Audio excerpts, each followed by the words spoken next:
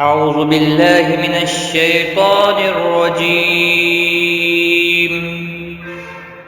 بسم الله الرحمن الرحيم.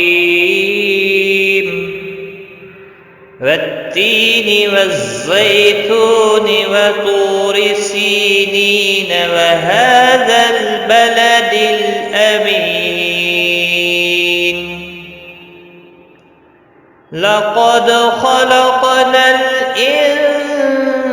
الإنسان في أحسن تقويم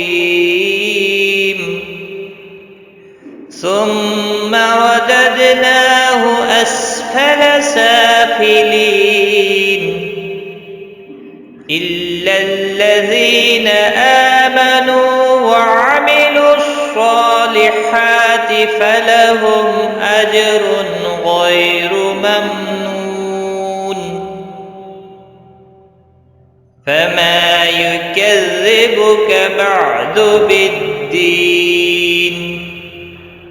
أليس الله بأحكم الحاكمين؟ صدق الله العظيم.